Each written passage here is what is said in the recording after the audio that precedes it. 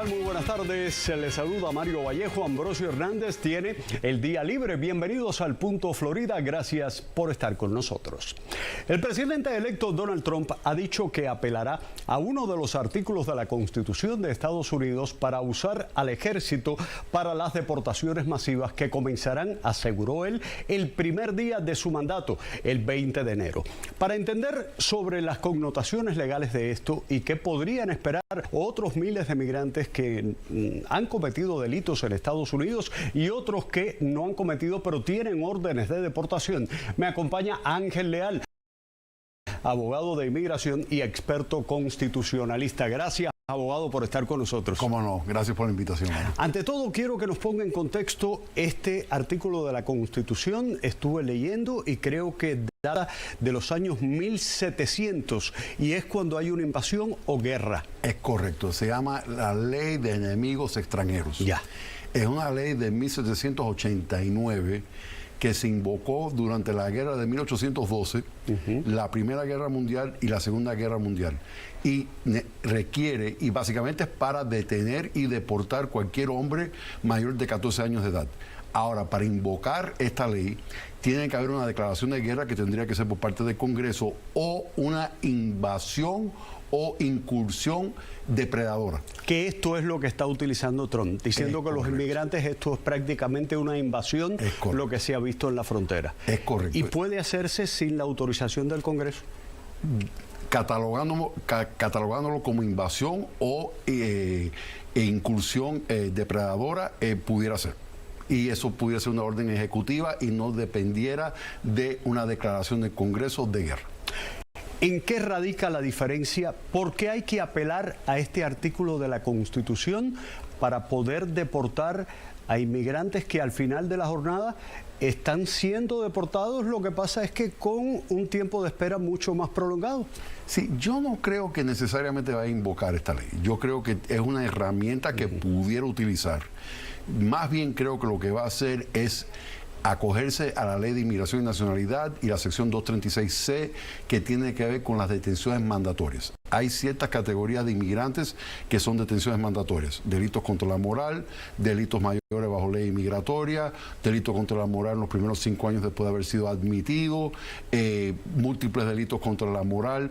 Estas son personas que la ley requiere que tengan una detención mandatoria, que en muchos casos no pasan por una detención mandatoria por falta de espacio. Entonces, creo que van a aplicar la ley de la detención mandatoria y van a crear más espacio con campamentos que creo que van a establecer en ciudades grandes para tener la capacidad para detener toda aquella persona que pudiera hacer una detención mandatoria, incluyendo aquellas personas con órdenes finales de deportación. Abogado, escuchando el discurso es fácil digerirlo, pero cuando uno se enfrenta a la realidad, vemos que hay más de 60.000 cubanos hoy por hoy con órdenes de deportación de hace décadas porque han cometido delitos en este país, han estado en la cárcel, muchos por asesinatos, otros por otros delitos, pero Cuba no los acepta y esto pudiera ocurrir lo mismo con Nicaragua, con Venezuela, con muchos países. ¿Qué hacer? ¿Qué va a hacer Estados Unidos si sus países de origen no lo aceptan de regreso? Esas son personas que probablemente seguirán con órdenes de supervisión, a no ser que consideren que la persona crea un peligro a la comunidad o a la seguridad nacional. En el caso, lo que nunca es permitido es una detención indefinida. Eso es lo que se hacía antes, pero la Corte Suprema dijo que no. Efectivamente. Entonces, tienen 90 días de detener a la persona para informarle que tienen la intención de deportarlo al país de origen. Tienen 90 días más para ejecutar la orden, es decir, deportarlo. Pero si al cabo de los 180 días no lo pudieron deportar, esa es una persona que debería de ser liberada con supervisión, donde se tienen que reportar generalmente con Inmigración y Control de Aduanas, hasta tal vez un aparato, un grillete, para que sepan el paradero de la persona, pero no detención indefinida. Usted, apelando a la razón, ¿cree que es posible deportar a 10 millones de personas? No, no. Logísticamente no, presupuestalmente no, pero sobre todo, si van a priorizar lo que ha hecho todas las administraciones, desde Obama, de Trump, de Biden, Bush. Obama fue uno de los que más deportó. Exactamente. Siempre se van a enfocar en las personas con antecedentes penales. De hecho, la detención mandatoria son personas con antecedentes penales, pero el número de personas con antecedentes penales que puedan ser deportables es aproximadamente 1 millón, 1.5 millones de personas. Pero, ojo, ellos tienen que cumplir sus sentencias penales primero. Claro. No los puede deportar hasta que cumplan la sentencia penal. Muchos de ellos tienen derecho a corte de inmigración, es decir, que hay un proceso donde un juez de inmigración le tiene que firmar la carta de deportación.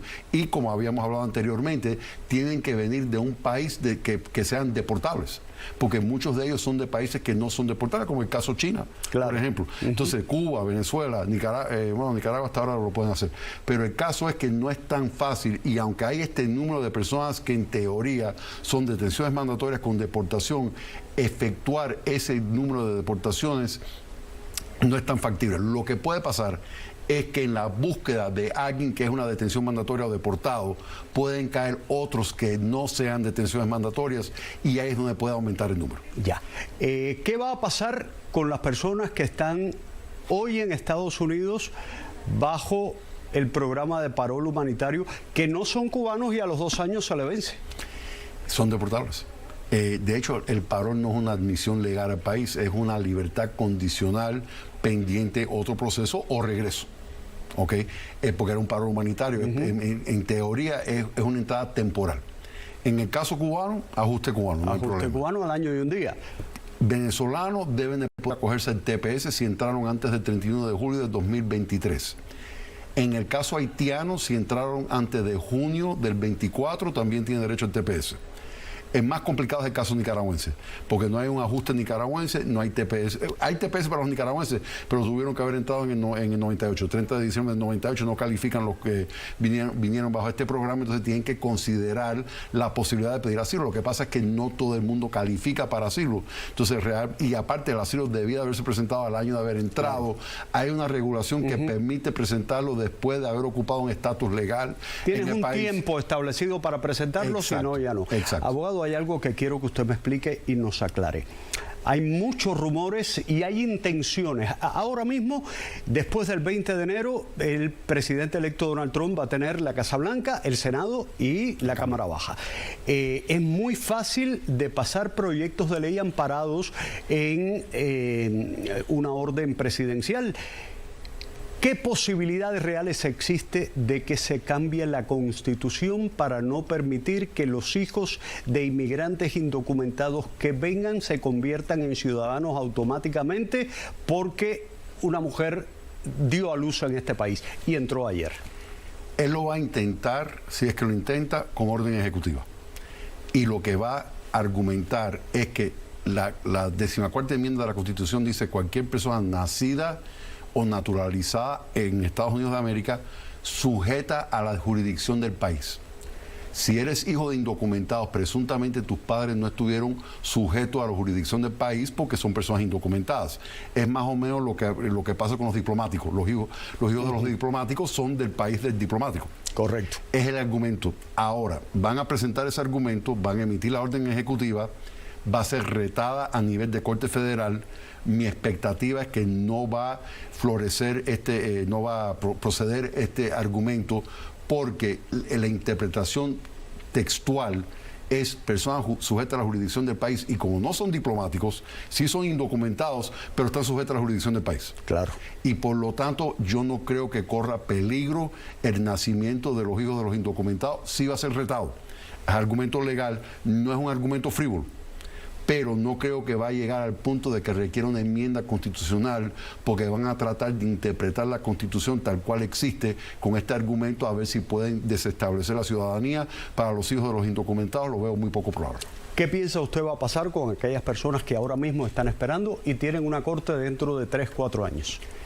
Van a nombrar más jueces. Hay nada más que 700 jueces, de 700, 800 jueces, nacionalmente para 3 millones de casos, Mario. Sí, muy poco. Muy poco. Entonces, en realidad, ahora pues vemos lo mismo. Hay presupuesto para esto, van a poder nombrar más jueces. ¿Qué tan rápido lo pueden hacer? Esto le corresponde al Departamento de Justicia, dicho sea de paso. Entonces, en realidad depende del presupuesto, pero sí creo que le van a eliminar muchas herramientas a los jueces de cerrar los casos por un tema de discreción ejecutorial. Hoy en día, si eres un caso no prioritario, porque por la fecha de entrada, por falta de antecedentes penales, etcétera, los jueces tienen la posibilidad a través de la fiscalía de cancelar esos procesos de deportación.